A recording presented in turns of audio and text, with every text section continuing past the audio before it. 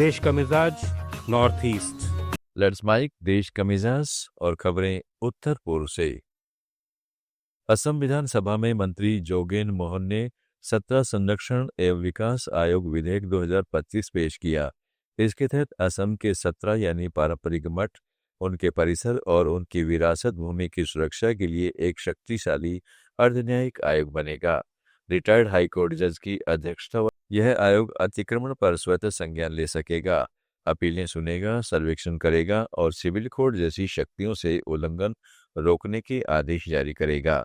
एक विशेष निधि से संचालित यह आयोग सत्राओं की जमीनों के दुरुपयोग को रोकते हुए सांस्कृतिक रूप से इनका विकास सुनिश्चित करेगा। त्रिपुरा के पानीसागर में भारत बांग्लादेश सीमा पर कल एक 28 साल के युवक को अवैध रूप से सीमा पार करने की कोशिश में बीएसएफ की गोली लग गई। बार बार चेतावनी के बावजूद नहीं रुकने पर एक जवान ने गोली चला दी, जो उसके पेट में जा लगी। गंभीर हालत में उसे अगरतला के जीबीपी अस्पताल ले जाया गया, जहां उसकी स्थिति नाजुक बनी हुई है।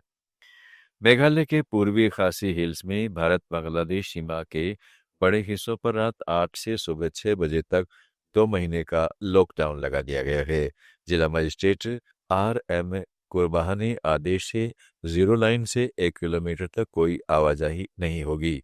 अवैध घुसपैठ, उग्रवादी गतिविधि और तस्करी रोकने के लिए यह कदम उठाया गया है।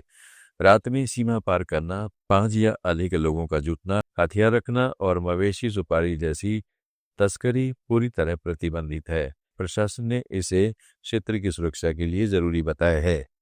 मणिपुर के इम्फाल वेस्ट जिले में एक संदिग्ध को गिरफ्तार करने के बाद कंग पोकपी, सेकुल और चुराचांदपुर जिलों में खुफिया जानकारी के आधार पर छापेमारी की गई। इस कार्रवाई में जर्मन राइफल, बोल्ट एक्शन राइफलें, pistol, hand grenade, detonator, radio set और अन्य संचार उपकरण बरामद हुए।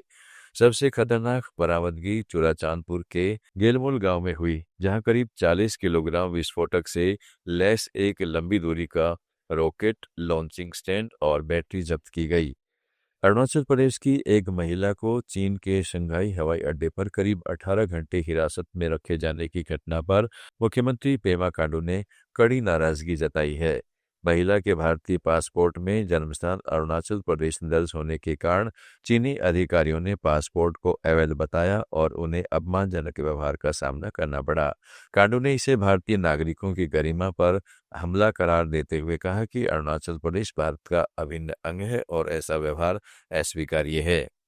भारत ने बीजिंग और दिल्ली में चीन को कड़ा विरोध दर्ज कराया है, जबकि चीन ने उत्पीड़न के आरोपों से इनकार किया और अरुणाचल प्रदेश को अपना क्षेत्र बताया है।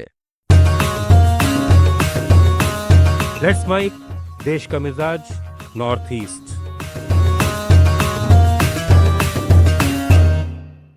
मिजोरम में सड़क दुर्घटनाओं से बढ़ती मौतों पर परिवहन मंत्री वनलाल हलाना ने गहरी चिंता जताई है। आजम से शुरू हुए 44वें सड़क सुरक्षा सप्ताह के उद्घाटन पर उन्होंने कहा कि केवल चालकों या पुलिस की जिम्मेदारी नहीं है, बल्कि पूरे समाज को मिलकर यातायात नियमों का पालन करना होगा। इस साल अब तक 124 दुर्घटनाओं में 112 लोगों की जान जा चुकी है, जबकि जनवरी से सितंबर तक 70 से अधिक मौतें हुई है। मंत्री ने चेतावनी दी कि लापरवाही से राज्य की अनुशासित ड्राइविंग की पुरानी छवि खराब हो रही है।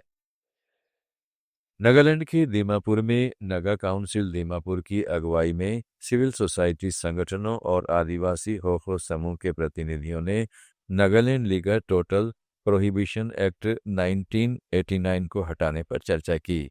3 घंटे की बैठक में वक्ताओं ने कहा है कि 36 साल पुराने इस प्रतिबंध ने इस सीमावर्ती जिले में अवैध शराब की बिक्री को बढ़ावा दिया है और ज्यादा नुकसान पहुंचाया है।